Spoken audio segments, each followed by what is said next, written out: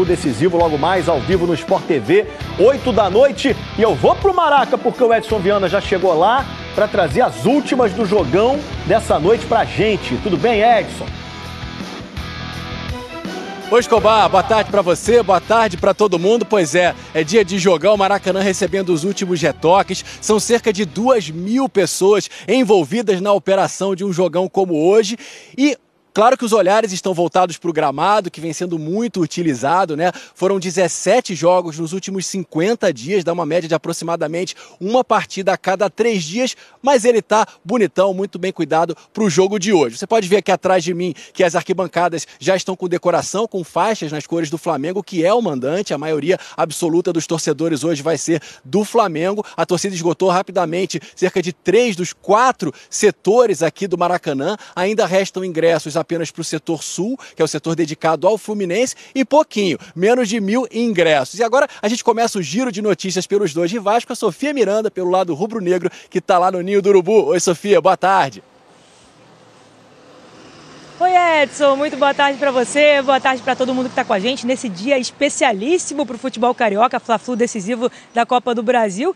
Jogo importante para a sequência de temporada do Flamengo, que não vive um bom momento internamente. Ontem o presidente do clube, Rodolfo Landim, veio até o Ninho do Urubu antes do treino para ter uma conversa com os jogadores, junto também com outros dirigentes que comandam o futebol do Flamengo, mas foi uma conversa sem tom de cobrança, mas no sentido de entender o que está acontecendo, de buscar soluções para o momento do futebol e também motivação para o clássico importante de hoje. Falando sobre o time que joga, Arrascaeta é o grande reforço do Flamengo, voltando depois de 3 jogos fora, se recuperou de dores musculares, e o uruguaio está completando 29 anos de idade hoje, aniversário do Arrasca. Pedro também está recuperado de uma torção no tornozelo, mas deve começar no banco de reservas.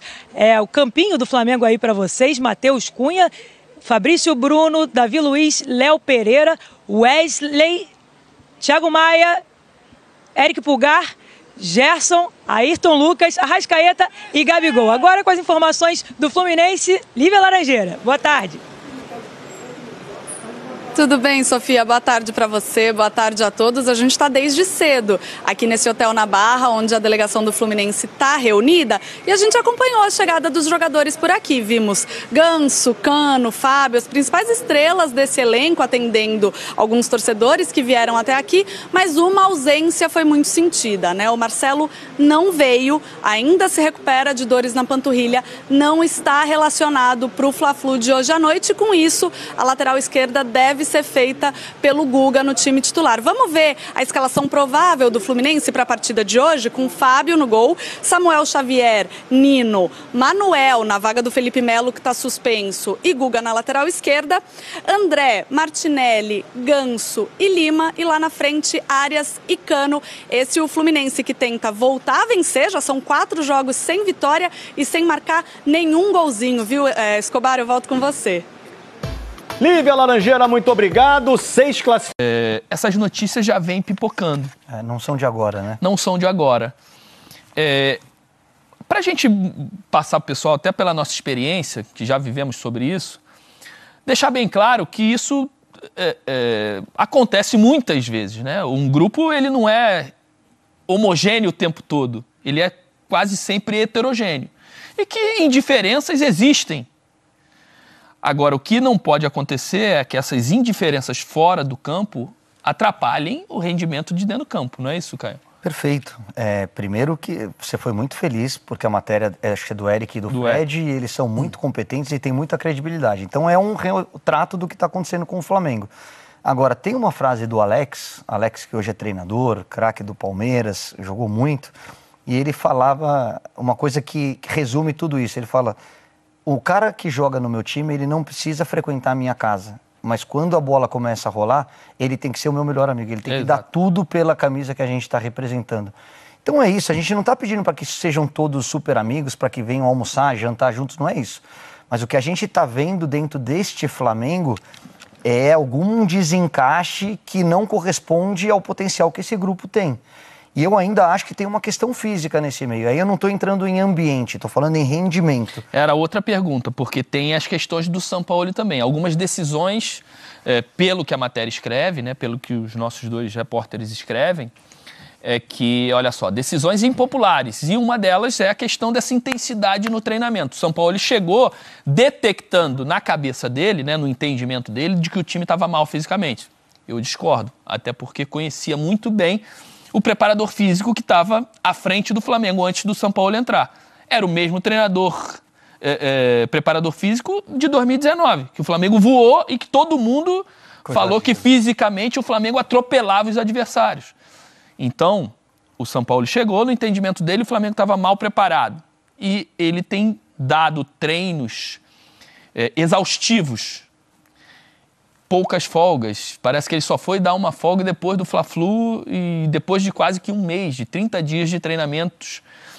Outra coisa que parece que que está escrito, é que depois de jogos, ele faz com que todo mundo saia do aeroporto, jogos fora de casa, e vá para o Ninho do Urubu. E o Ninho do Urubu é um local longe, né? Ermo. E ele obriga todo mundo a ir de ônibus do clube até o Ninho do Urubu e de lá ir para suas casas. Que isso o pessoal estava tentando de alguma forma. Poxa, do aeroporto dá para ir para casa direto e tal. O que isso também interfere nesse ambiente que, obviamente, pelo rendimento, e que todo mundo entende que não está sendo legal, que isso já deixa o atleta para baixo, que ele, porra, não estou bem, o meu companheiro não está bem, a gente não consegue dar liga para o time, e aí essas cobranças excessivas, como que isso é digerido pelo grupo? Eu vou começar. A gente conhece o Sampaoli. Foi assim no Santos, foi assim no Atlético Mineiro e tem sido assim no Flamengo. Ele tem os caprichos dele, ele tem as picuinhas dele e isso desagrada jogador mesmo. Só que você tem que entender qual é o objetivo maior. O que está em jogo? É uma classificação, eventualmente títulos de um elenco muito forte e que foi preparado para brigar em todas as competições. Então, nesses momentos, você tem que deixar as coisas, esses caprichos, esses detalhes de lado e fazer o sacrifício que a profissão exige. Eu acho que esse Flamengo não está em condição hoje de bater de frente com o treinador.